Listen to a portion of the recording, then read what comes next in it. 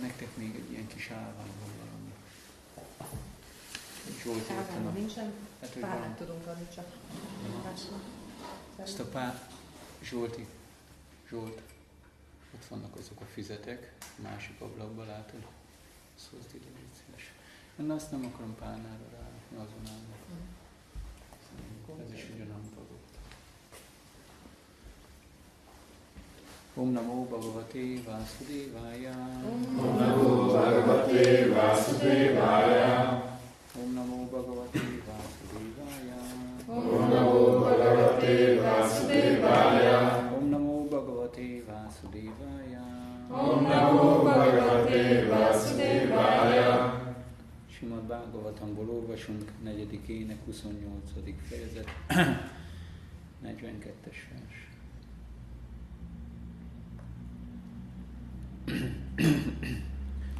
Fejezet címe Puranjan nőként születik meg. Pare Brahmani Csátmánam Param Tathátmani Viksamánó Vihájéksám Aszmát Uparadar Rámaha. Srila Prabhupád fordítása. Malajadvaja király így észlelte, hogy a felső lélek mellett ül, és hogy ő, az egyéni lélek, a felső lélek mellett ül. Mivel együtt voltak, nem volt szükség külön érdekekre, ezért tartózkodott az ilyen cselekedetektől. Kérem, ismételjétek. Malajadvaja király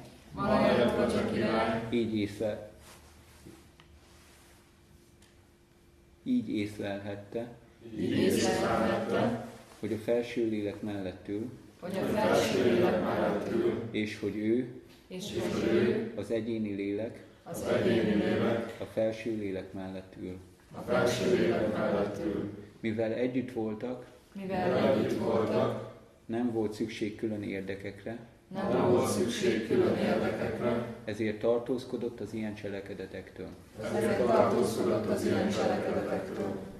Köszönöm szépen. Srila Prabhupád magyarázata. Az odaadó szolgálat fejlett szintjén a bakta nem lát semmi különbséget saját és az Istenség legfelsőbb személyisége érdeke között. A két érdek egyé válik, mert a bakta nem cselekszik eltérő célból. Bármit tesz, az Istenség legfelsőbb személyisége érdekében teszi.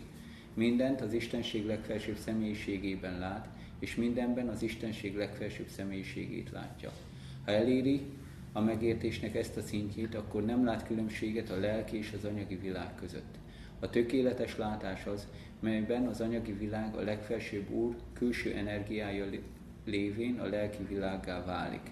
A tökéletes bakta szemében az energia és az energiaforrás nem különbözik egymástól, ezért az úgynevezett anyagi világ lelkivé válik. Szarvam kalv, idam brahma. Minden a legfelsőbb Úr szolgálata érdekében létezik, és a gyakorlott bakta bármilyen úgynevezett anyagi dolgot fel tud használni az Úr szolgálatában. Senki sem szolgálhatja az Urat, ha nem áll lelki szinten. Ha tehát egy úgynevezett anyagi dolgot összekapcsolunk az Úr szolgálatával, az többé már nem szabad anyaginak tekinteni. A tiszta bakta tehát tökéletes szemlélete révén minden szemszögből látja a dolgokat. Pari brahmani csátmánam param brahma tathátmani viksamánó vihájéksám aszmád upararárama. Ha Malayadvaja a király így észlelhette, hogy a felső lélek mellett ül, és hogy ő, az egyéni lélek, a felső lélek mellett ül. Mivel együtt voltak, nem volt szükség külön érdekekre, ezért tartózkodott az ilyen cselekedetektől. Oma Gyana Timirandasya Gyana Sarakaya Csaksúrumritam Jéna Tasmai Sri Gurave Namaha Jai Shri Krishna Chaitanya Prabhu Nityananda Shri Advaita Gadadhara Srivasadi Gaura Bhakta Vrinda Hare Krishna Krishna Krishna Hare Hare Hare Rama Rama Rama Hare Hare.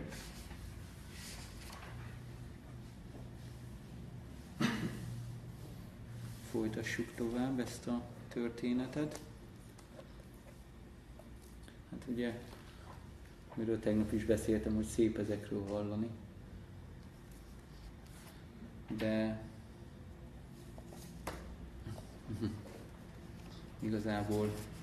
igazából nekünk szólnak ezek a versek. Mert ezt meg is lehet valósítani számunkra is. És itt ugye arról beszél, hogy milyen megvalósított szinten volt, ott volt a felső lelket megvalósította, és akkor, ahogy ez itt érdekes, hogy mondja itt a versben is, hogy nem volt külön érdeke ennek a királynak, hanem igazából Krisnáért cselekedett minden tettét, szóval nem volt külön érdeke, az azt jelenti, hogy mindent Krisnáért tett. Szóval ami Krisna vágya volt, az volt az ő vágya, és ami volt valami saját vágya, az pedig, és az véletlenül nem lett volna Krisna vágya, az még nem is volt. Szóval az elég egyszerű. Itt a Bhagavad Gítában mondja Krisna, Jómán pasyati szarvatra, szarvam csamai pasyati, tasjáham napramlassámi, szacsaména pranasyati. Aki mindenhol engem és mindent bennem lát, számára én sosem veszek el, és ő sem vész el számomra soha. Szóval amikor valaki ezen a szinten van, mint itt van a Malayadvaja király, akkor az azt jelenti, hogy ő mindig Krisnával van. Tehát azt mondja, mert mindent Krisnával, vagy minden dolog, ami történik körülött, azt tudja, hogy ez Krisnának az elrendezése. És akkor mindig tudatos Krisna jelenlétéről. Szóval az azt jelenti, hogy az érzékkielégítésnek a halvány sugara sincsen meg ott a szívébe, mert akkor tudja, hogy hát az nem Krisna érdeke. Szóval itt ahogy van írva, hogy az érdekek egyé váltak. Szóval mikor jön ez a közös ilyen harmónia, vagy nem is tudom, ilyen szépen, biztos van erre egy kifejezés, ezt hogy mondják, hogy az érdekek közös, vagy ugyanaz az érdeke. hogy ez a harmónia, diszharmónia az nem, az amikor különböző. Na mindegy, a lényeg az, én nem vagyok egy ilyen nyelvész. Elég egyszerű.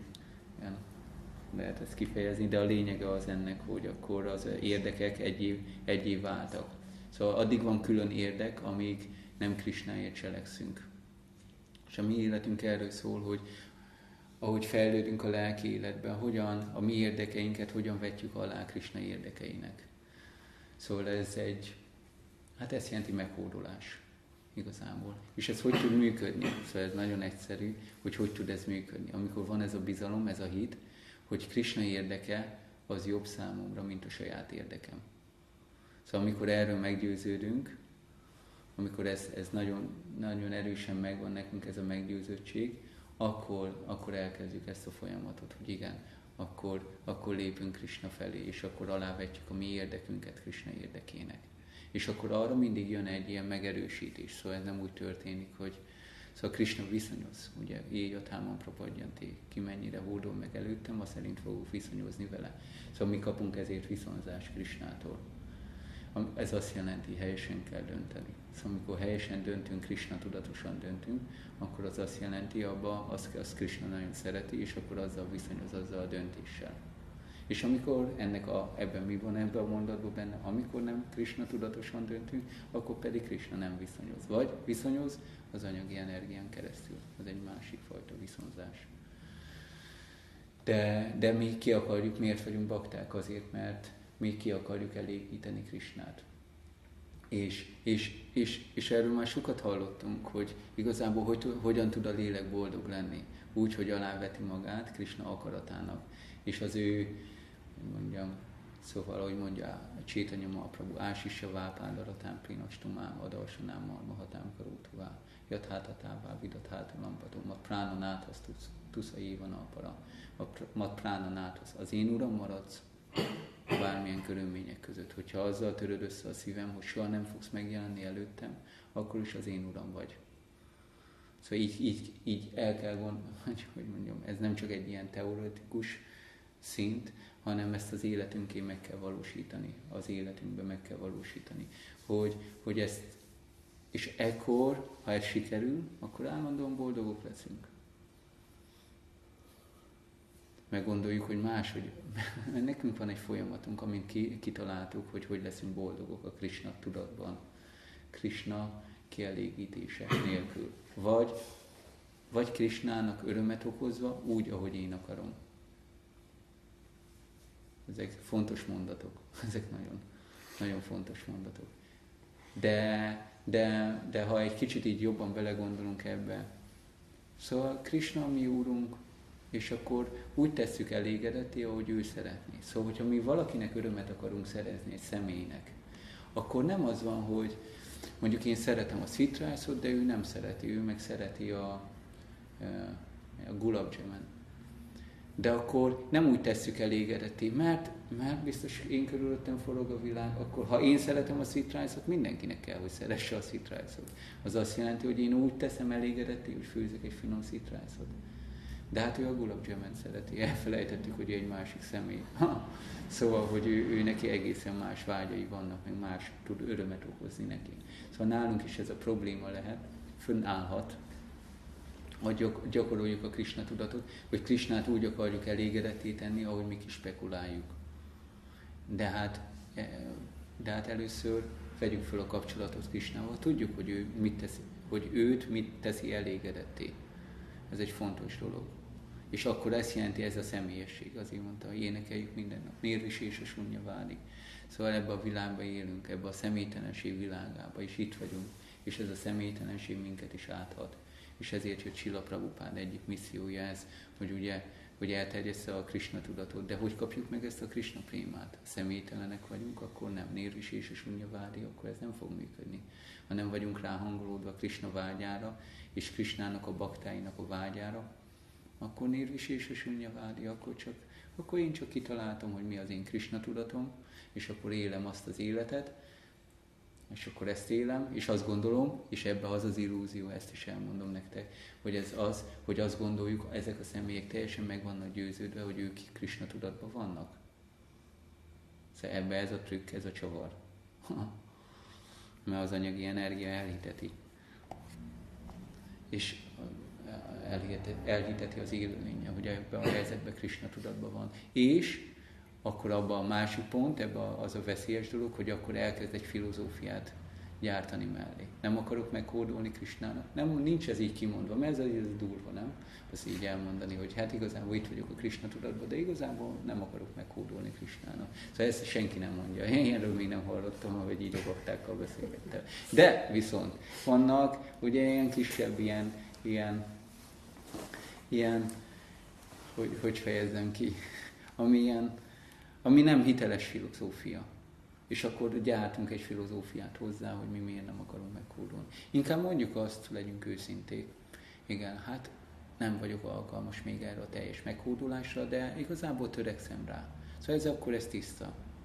Ez tisztalag. De hogy nem akarunk meghódolni, vagy úgy akarunk boldogok lenni a Krishna tudatban, ahogy mi akarjuk Krishnától függetlenül, és akkor mellé gyártunk egy filozófiát, ez nem jó. Miért? Mert akkor mert nem követjük Srila Prabhupádot, amit leírt itt, ő az alapító ácsárjája az ISKCON-nak, és akkor amit ő leírt itt a könyveiben, a tanításait, azt kell nekünk is követni. Szóval ez egy érdekes pont. Szóval mindenkinek és mindenki, ahogy mondja Srila Prabhupád, ez olyan, mint a madarak szállnak az égen, és igazából mindenki felelős a saját lelki életéért. Szóval a lelki élet az nem csak arról szól, hogy nem tudom mindig kapaszkodni. Húzzatok engem, egy életen át húzzatok, mert én elesett vagyok. Hát ez a mi filozófiánk, hogy elesettek vagyunk, hát itt vagyok, én vagyok a példa. Ugye hát ezt mondják, Úr Nityananda kegye, hova folyik legjobban, aki a legelesettebbnek érzi magát, ezt megvalósította. Húzzatok egy életen át, de akkor gondolkozzunk ezen, hogy tényleg ezt akarta Srila Prabhupád. És nézzük meg Srila Prabhupád, hogyan élte az életét. Ugye elment az Egyesült Államokba, és akkor elfogadott tanítványokat, és mi történt? Mondta nekik, hogy nem tudom, egy életen át foglak húzni titeket, ami itt történt igazából a valóságban, mert lelkesítette Srila Prabhupád őket. De nem. Észrevehetjük ezt, hogy nem az történt, hanem azt mondta, oké, menj el, és nyissa egy központot. És ott volt egy bakta, 1 éve volt bakta, szanyászt adott neki, 1 éves bakta volt. Gábor az olyan, mint hogy most már itt vagy most 1 éve, most kellene szanyász venned. De a szanyász az, hogy mondjam, szóval látod, hát valamennyire úgy meg tudjuk érteni, mert itt van Srila Sivaran Swami Maharaj körülöttünk, az életünkben azt látjuk, hogy kell élni. Azt mondják, Chaitanya Charitamrita mondja, szanyászi az olyan, mint egy fehér vászon, és hogyha egy hibát követel, az olyan, mint a fehér vászon egy tinta folt. Azt mindenki látja, mert fehér, a tinta meg ilyen kék színű, egyből szemet szúr. Szóval a legkisebb hiba, már rögtön ott van az egész tárgy. Ott van. Már rögtön látják, na nézd meg itt a tintafolt. És mindenki fogja mondani. Annyira nyilvános. Szóval, de nem, mit tett Srila Prabhupád? Fölhatalmazta a tanítványait, és akkor kérte őket, hogy igen, menjenek és az ő nevébe prédikáljanak, a Chaitanya Mahaprabhu nevébe prédikáljanak. És akkor felelősséget kellett vállalni. És azzal annyi minden dolog jár. Ezt nem is tudják a bakták, akik nem tudnak, vagy akik nem akarnak felelősséget vállalni, nem tudják, hogy milyen dolog ez felelősséget vállalni. Az igen, az fejfájással jár. De vállaljuk a felelősséget, miért? Mert Chaitanya Mahaprabhunak okozunk örömet. Ha egész életünkben fáj a fejünk, és ő boldog, akkor az a mi boldogságunk. És ezt olvashatjuk a Chaitanya Charitamritában, ott voltak a gópik, ugyanígy gondolkoztak, hogy ugye van ez a történet, hogy amikor ezt ismeritek, hogy Krishnának fájt a feje, és akkor elment Nárada Muni, hogy ő azt mondta, mi tudja meggyógyítani ezt a fejfájását. Azt mondta, hogy egy baktá a lótuszlávának a pora. És akkor ő elment valami brámanákhoz, ugye először, És akkor elment, és akkor mondta, ó, eljöttem a lelki világból, Vajkunta bolygókról, és nagy baj van, Krisnának fáj a feje. Hú, mit? Szóval akkor mondták, ó, tényleg, hát Krisnának fáj a feje, ó, az nem egy jó dolog. Szóval ő a mi imádandó úrunk, mert mibe tudunk segíteni? Hát a lótuszlábadnak a pora kellene. Hát, ó, az én lótuszlábamnak nincs is lótuszlábam. Hogy lenne? Hát van pora, de az nem lótuszláb, szóval én nem tudok adni semmit. akkor menjet, kedves Nárada Muni, hát mondd meg Krisnának, ne haragudjon, de hát ebben nem tudunk segíteni neki, mert hát hogy lennék én, egy nagyon elesett vagyok, és akkor ugye ő elment a gópikhoz, és akkor mondta ugyanezt, hogy Krisnának fáj a feje, és a gópik meg rögtön odaadták ezt a port. Ó, Krisnának fáj a feje, ő boldogtalan, valami problémája van, mibe tudunk segíteni, ez és ez. Akkor ők megcsinálták. Szóval ezt jelenti, ezért imádja Chaitanya Mahaprabhu. Ő mint egy szanyászi, de ő imádta a gópikat igazából, mert a gópik, ők hódoltak meg legeslegjobban Krisnán, vágyának. Ugye? És ez a mi tradíciónk, hogy akkor mi is őket imádjuk, ők vannak a legkiemelkedőbb helyzetben. Minden bakta különleges, ahogy mondja Srila Rupa Goswami. A bakták olyanok, mint a Ganges hullámai. Vannak kisebb hullámok, vannak nagyobb hullámok, de a Ganges az transzcendentális folyó. A kisebb hullám az ugyanolyan jó, mint a nagyobb hullám, mert transzcendentális. De ezen belül is ugye vannak kategóriák. Szóval, hogy ez az érdek, ez váljon a mi érdekünk is váljon Krisna érdekévé, egyé. És akkor van egy harmónia az életünkben. És akkor ez egy más világ, akkor ugye nem, hogy mondjam, az egy boldog állapot. Ez egy Krisna tudatos boldog állapot. És így gondolkozunk, mi nem vagyunk boldogok a Krisna tudatban. Hát akkor vizsgáljuk meg ezt a pontot is, hogy ez az érdek, ez mennyire vált egyé Krisna érdekévé. És őszintén kell látni, igen, hogy akkor mennyire. Az autó be van zárva. Ezt tegyük meg. Nyitva van a kapu.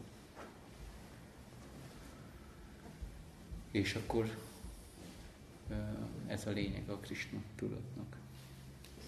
Úgy, hogyan tesszük az érdekünket egyé Krisna érdekévé.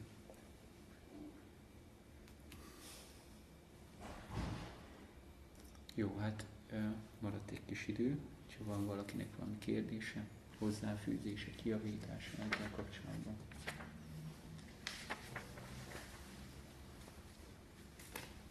Tegnap este beszéltünk arról, hogy a Jukta Vajrágya elvet hogyan tudjuk használni, vagy alkalmazni az életünkben. Hogy erről tudnál egy kicsit még beszélni, hogy, tehát, hogy ezek a felhatalmazások, tehát, hogy tényleg, tehát, hogy nem mindenki tud mindent felhasználni. Hogy ezt így most nagyobb körben is esetleg meg tudnánk elérni. Ja, hát csak ugyanazt tudom ismételni, amit tegnap mondtam. De még nem lesz unalmas számomra. De igen, van ez a Jukta Vajrágya elv, hogy mi mindent használunk Krisna szolgálatába, csak ez is attól függ, hogy igazából mi milyen szinten vagyunk. Szóval ez olyan, mondjuk lehet azt a példát mondani, olyan, mint hogy a tüzet el lehet oltani sok fával. Szóval, hogyha nem ég annyira a tűz, csak egy kicsit ég, és hozunk sok fát, és hirtelen rárakjuk, akkor az elalszik. Szóval nekünk kell látni, hogy igazából mekkora a mi tűzünk, a Krisna tudatos tűzünk, és mit tudunk igazából rárakni, amit el tudunk égetni, anyagi dolgokat. Mert ha nem olyan nagy a tűz, akkor lehet, hogy hirtelen gondoljuk, hogy hát én ezt rárakhatom, és ki lehet próbálni. Szóval azt rá lehet rakni, de hogy igazából is csak ne csodálkozunk, hogy akkor kialszik a tűz. Mert akkor mi még nem voltunk képesítettek arra a dologra. És azért a legjobb az, hogy mindig legyünk jó kapcsolatban baktákkal, mert ha egy jó kapcsolatban vagyunk baktákkal, akkor meg tudjuk kérdezni, hát hogyha még nem is tudjuk, hogy mekkora a mi tűzünk. de akkor meg tudjuk kérdezni, hogy hát Prabhu, én bízok benned, és akkor mit gondolsz, hogy ez így megfelelő nekem, hogy ezt én még használjam. És akkor lehet, hogy mondják, hogy nem. És akkor, ha nem, akkor inkább higgyünk a baktáknak. Ki lehet próbálni, csak lehet, hogy annak más az ára. Szóval meg kell fizetni ezt is. És akkor szóval annyit meg nem ér meg. Szóval ezt látjuk. És hogy lehet ezt látni? Hogy elveszi a figyelmünket a Krishna tudatról. Szóval elmegy a fókusz. És kezdődik, hogy te tudod, te tanultál versenyt? Bhagavad Gita versenyt? Ez hogy van? Ékéha Kurunandana. Ez hogy kezdődik? Váhusaka, ilyen antas csambut, hajóviávaszai. Viávaszajátnika Buddhir, Ékéha Kurunandana. Váhusaka, ilyen antas csambut, hajóviávaszai. Nínam. Hogy ez az Ékéha Kurunandana. Hogyha érzik kielégítésre vágyunk, akkor az irány a sok, de akkor ezt így fókuszálni kell egy irányba. Járvaszajátnak a buddhi, az intervenciát. Hú, ez így. Van még 3 perc, valakinek valami kérdése. Igen. Szóval sokszor látjuk, vagy többször látjuk, hogy így hogy szimpatikus az, amikor fejlett bakták, tehát legalábbis mi úgy ítéljük meg, hogy spontán szeretetet mutatnak, vagy valamiféle spontaneitást mutatnak így az odaadásban. Uh-huh. És hogy ezt kezdeti szinten is tudjuk így produkálni. Tehát mert hogy ez nagyon szimpatikus, és igazából ez az, ami megfogja a baktákat, amikor jönnek a fejlett baktáknak ez a fejlettségük, tehát a fejlettségből fakadó odaadásuk. És akkor, hogy tehát, és nem szimpatikus a szabályozottság. Mert az egy kötelesség, és hogy sokszor az a vélemény, hogy ugye a spontaneitás, ugye az magasabb szintű, és hogy sokkal, nem tudom, hogy fejezzem ki, tehát hogy ez sokkal természetesebb dolog, mint ez a szabályozottság. Igen. Hogyan lehet ilyenkor prédikálni? Hát ez egy szempontból igaz, amit mondasz, mert tudod, mint a örökké felszabadult személyeknek, nekik nincsen kötelességük. De az azt jelenti, hogy ők Krishna tudatba cselekszenek. Szóval mindent, az érdek az egy, mint ebben a versben. Krishnának az érdeke. Szóval ez visszakanyarodva ide a leckéhez. Szóval ez tényleg olyan vonzó, hát ne legyen se, csak csináljam úgy, ahogy a szívem diktálja. Szóval ez egy jó kifejezés. De nekük a szívük tiszta, és csak egy dolgot tud diktálni, hogy hogyan tegyék elégedetté Krishnát. Szóval mi szintünkön nem ez van, mert nekünk, ha belenézünk a szívünkbe, azért ott van az, hogy nem csak Krishnát akarjuk elégedetté tenni, hanem saját magunkat is, Krishnától függetlenül. És akkor ezt meg kell vizsgálni. De még, amit tegnap is beszéltünk erről, hogy ők is követik a szabályzó elveket, szóval amikor itt vannak, itt volt Srila Prabhupád, szóval pár alkalom volt, amikor ilyen extatikus állapotba került, amikor úgy már nem tudta kontrollálni az extázisát, és akkor az persze olyan vonzó, vagy hogy milyen érzés lehet az. De általában ugyanezt a példát, még ha egy fejlett bakta is valaki, akkor mondta Srila Prabhupád, bakták jelenébe lehet sírni, a bakták megértik úgy is, szóval még a bakták közösségében, hogyha Krishnáért sírunk, akkor azt ők tudják, hogy miért történik ez. De mondjuk van egy program, egy nyilvános program, mások ott vannak, akik még most kezdik el a lelki életet, vagy nem is tudják, akkor mindig kell egy kontroll alatt lenni. És akkor igen, de meg kell érteni, ez olyan, mint ahogy Srila Rupa Goswami magyarázza, hogy olyan, mint aki a sárgaságba szenved, itt a Upadésamritában, és akkor ott a kandis cukor. Szóval, hogy az orvos mondja, hogy be kell venni. Lehet, hogy először keserű még ez, mert mi betegek vagyunk. keserű gyakorolni a lelki életet, a szabályozott lelki életet. De egy ponton ez a keserűség, vagy ez át fog változni, és akkor már örömmel végzi valaki a lelki gyakorlatait. Akkor öröm neki csapázni, öröm társulni a baktákkal, öröm szolgálni a baktákat, örömet okozni a baktáknak.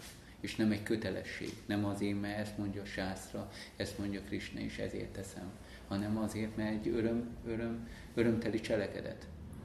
És akkor ez is egy spontanitás, hogy akkor szívesen csináljuk, mert örömet tapasztalunk belőle. És ez is összefüggésben van azzal, hogy milyen tiszta szent nevet éneklünk, és milyen a cselekedeteink. Szóval, ahogy mondja Maharaj, hogy Srila Sivanand Maharaj mondja, hogy igazából ez a lelki élet gyakorlása az reggeltől estig. Szóval amikor kimegyünk, ti főztök, akkor milyen szeretettel főztök Panchatatvának. És akkor, vagy amikor mi kimegyünk könyvet osztani, akkor Panchatatványért osztunk könyvet, és hogyan képviseljük a Krishna tudatot, hogyan tudunk megmenteni másokat. És ez nem csak szóval, hogy nem csak össze van sűrítve arra pár órára, amíg jappázunk vagy olvasunk, hanem igazából annak meg kell nyilvánulni a mindennapi cselekedeteinkbe is ennek a lelki gyakorlatunknak. És ez is lelki gyakorlat. Ez is kirtan mondjuk kimenni és dicsőíteni az Urat, amikor mi kint vagyunk és könyvet osztunk. Az nem csak az, amikor kimegyünk és harinámozunk, hogy ez is egy kirtan, hogy beszélünk. És hogyha valakinek ilyen tudata van, akkor egy kicsit máshogy kimenni. Nem úgy megy ki, hogy... Mert akkor tudja, ezt is Krisnáért csinálja. Nem azért, Úristen, már megint milyen nehéz, már megint most majd jön, ő ezt fogja mondani, a harmadik ember, meg azt, a negyedik, meg ezt. Hanem akkor ez is egy kirtan, ez is odaadó szolgálat. Szóval ez vonzó, de ők ezért megdolgoztak. Szóval ezt mi nem látjuk, hanem mi mindig azt látjuk, hogy csak az eredményt látjuk. Milyen jó nekik. De megkérdeztük már, hogy milyen dolgokon mentek keresztül ők? Nem. Nem kérdeztük meg. Csak olyan vonzó, hogy ott vannak. Őszintén föl vagyunk-e készülve rá, hogy mi azokon a dolgokon keresztül menjünk, amin ők keresztül mentek? Hát én akarom ezt az extatikus állapotot enélkül. Lehet, hogy enélkül nem fog megtörténni. És akkor olyan egyszerű ez. Nagyon egyszerű. Szóval mi úgy akarjuk az extázist, a boldogságot, mint mondott Srila Prabhupád. Dolgozz keményen, utána jön az extázis. Dolgozz keményen.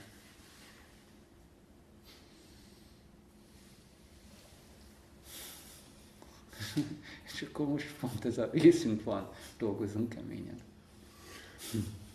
És akkor majd, ha jön az extázis, dolgozzunk keményen. Tegyük elégedetét Krisnát, a baktákat, viselkedjünk szépen, alázatosan baktákkal. Nem mindig könnyű, nem mindig vannak tesztek. Nem? Például igen, nekem is így könnyebb már reggel, amikor egy kicsit jappázok, de például ma hajnalba keltünk 2:40-kor, nem tudtunk bemenni ide.